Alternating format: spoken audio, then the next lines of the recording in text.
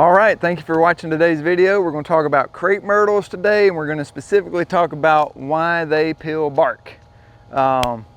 Every year we get questions about why is my crepe myrtle doing what it's doing. Let's go ahead and say on the front end, it's perfectly safe, natural, normal, and to be expected.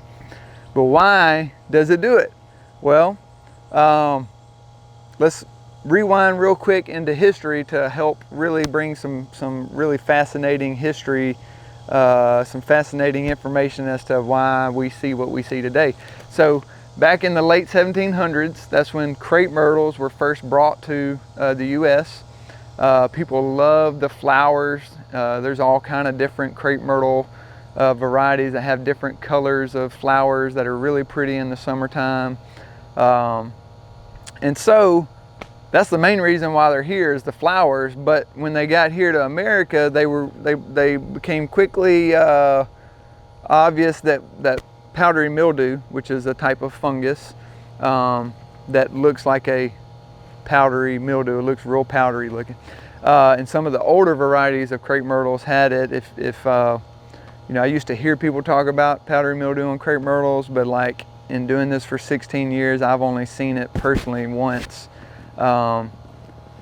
Because the varieties we have now, they're resistant to it, but that's part of the story. So they were very susceptible to powdery mildew. And then by the 1960s, a man by the name of Dr. Egolf, he was able to breed some different crepe myrtles using some plant breeding techniques.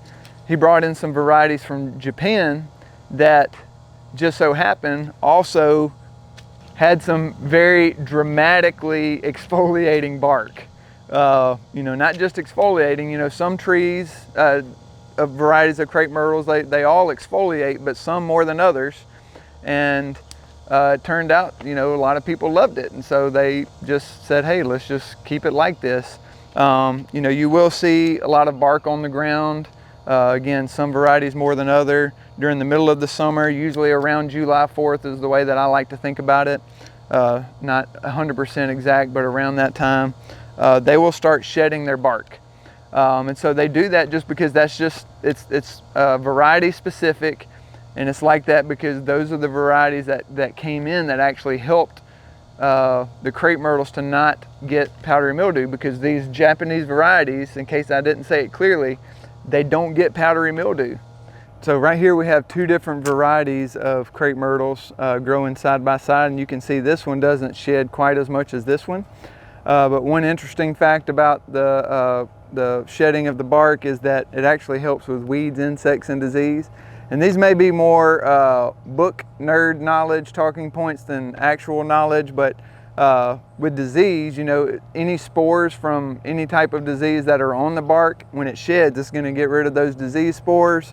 Insects that like to lay their eggs inside of bark, which they do in all trees, the bark's going to help get rid of those insect eggs. And then I've even read about how it can help with weed control with vines that are growing around the tree, because that bark is going to help.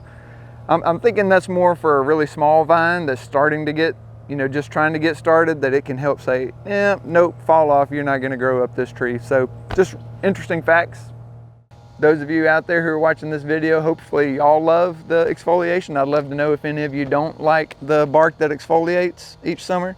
But it does produce a really nice change in texture and different shapes that you'll see, you know, especially in the wintertime when everything's just bland and brown.